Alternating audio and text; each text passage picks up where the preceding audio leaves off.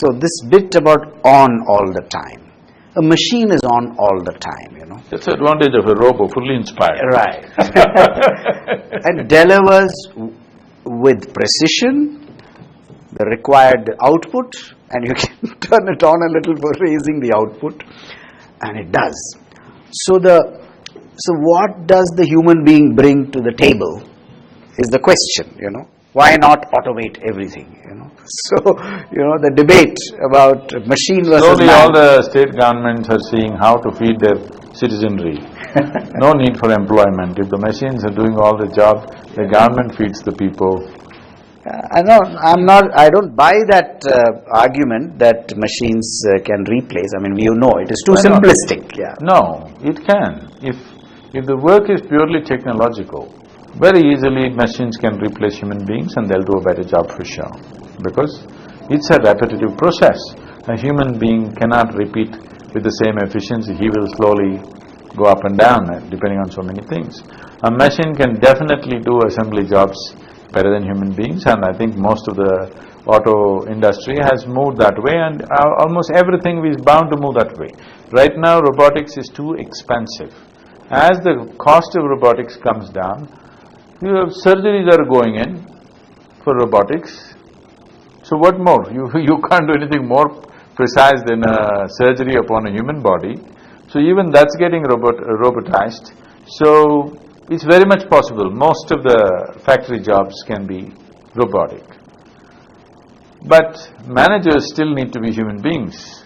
But even that low-level management can all be computerized and it'll happen. Today the elders have passed down the message down to the younger ones that we'll take care of ourselves. I think that's a big difference in society I am seeing. The young are first earning a living for themselves. There are, of course, there's a lot of affection and love looking after, not because the elders are demanding. I think there was an unwritten rule those days that the young have to look after the old. Today, I think a large part of India is moving away from that. The young want to look after the old. I think that's a big liberation somewhere, and that is again, I feel the youth are liberated from that. More than just about 100 years ago, over 90% of our population was in the agricultural mode. Yes. When you're in the agricultural mode, obviously you live in the same place because the land won't move. So obviously your parents and grandparents, everybody in the same house, they won't go anywhere either. But today, in pursuit of your profession or job, you move somewhere else and the old people won't come with you. Right. Because they don't want to leave the place where they are. That itself does that. It's not a question of old people are releasing you, this, that. No, it's just the nature of activity has changed so dramatically. And it's no more in the place of your birth. Tell me, how many people in this city, for example, a city like Bangalore, how many people are in the same house where they were born? 100 years ago, you would be born in the same house, you would die in the same house. You would not go to any other house. So that's changed dramatically. Well, Sadhguru, I mean, for me it's been a very eye-opening, this whole giant leap in time, and very interesting talking to you. I hope whatever little value addition I have made for the public helps. So definitely, when we said giant steps in time, the way we do business on the planet has definitely taken giant steps. What would take 100 years to create in 5 years, many businesses reach that stage.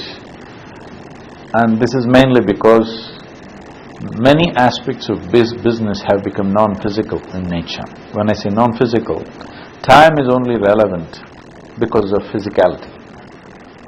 See, because you have a body, time is the issue. If you sit here, you don't have to look at the watch. Your body, your back, your body, many aspects of your body are keeping time right now. Suppose you did not have a body. If you sit here for 10,000 years, there will be no problem. So time is essentially relevant because of the physical nature of the existence. Businesses have moved to a place that the physical brick and mortar aspect of the business has come down dramatically and many businesses have moved into other spaces which are not physical in nature. Because of that, because there's no physicality, there are truly giant steps in time happening in the business world. This is something that everybody must be geared for, and you have to keep time. Thank you, Sadhguru. Thank you. Thank you. If one wants to take truly giant steps in time, one must know how, in some way, to distance themselves from physical nature. If you distance yourself from the cyclical nature of physical existence, you also become free from the compulsive nature of time.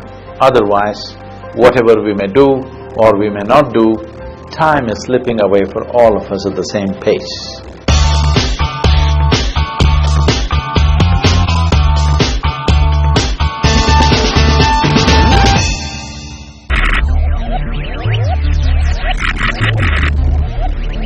Focus, ideate, innovate, enable.